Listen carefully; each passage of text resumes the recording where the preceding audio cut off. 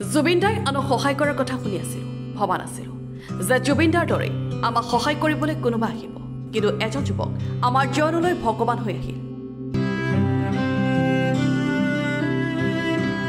জুবিনদাৰ কথা আমি শুনিয়ে থাকোঁ সবকে সহায় কৰে বুলি আমি কোনোদিন ভবাই নাই তেওঁ যে আমাৰ মাজত গৈ এনেকৈ সহায় কৰিব বুলি আশা কৰাই নাছিলোঁ এতিয়া তেওঁ ভগৱান সব আমাৰ কাৰণে মোৰ স্বামী 2023 চনৰ পৰা ৰোগাক্ৰান্ত হৈ পৰিছিল বিছনাত 2023 চনতে তেওঁ অপাৰেশ্যন এটা হৈছিল এক্সিডেণ্ট এটাত তেওঁ অপাৰেশ্যন কৰিবৰ কাৰণে ডিব্ৰুগড়লৈ নিয়া হ'ল ডিব্ৰুগড়ত অপাৰেশ্যন কৰাৰ পাছতে তেওঁ সম্পূৰ্ণভাৱে দুইটা ভৰিয়ে খোজকাঢ়িব নোৱাৰা হৈ থাকিলে কিন্তু এদিন ঋষিৰাজ হাজৰিকাই আমাৰ তালৈ আহি আমাক বহুত সহায় কৰিলে বিছনাত পৰি থকা মানুহটোক এতিয়া খোজকাঢ়িব পৰা কৰি দিছে ভগৱান নিচিনাকৈ আমাৰ তালৈ ঋষিৰাজ ছাৰ গৈছিলে গৈ পেলাই তেওঁ আমাক ক'লে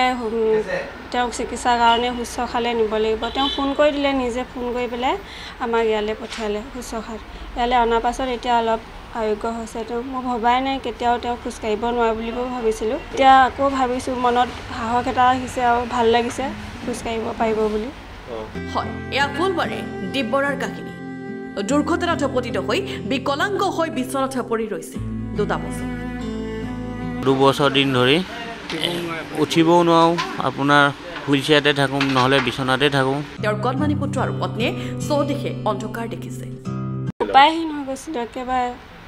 ভবাই নাছিলোঁ মই এনেকুৱা হ'ব বুলি পইচা একেবাৰে অভাৱ হৈ গৈছিলে তেতিয়াই ৰঙা নদীৰ উদ্যমী যুৱক ঋষিৰাজ হাজৰিকা থিয় দিলে পৰিয়ালটোৰ কাষত বিপৰীতে চিকিৎসা চলি আছে লখিমপুৰৰ শুশ্ৰূষা নামৰ প্ৰতিষ্ঠানত আমাৰ তাত শংকৰ উৎসৱ পাতোঁতে ঘৰলৈ গৈছিলোঁ মই সেয়া এটা ল'বলৈ সেই সময়তে ছাৰ ঋষিৰাজ ছাৰ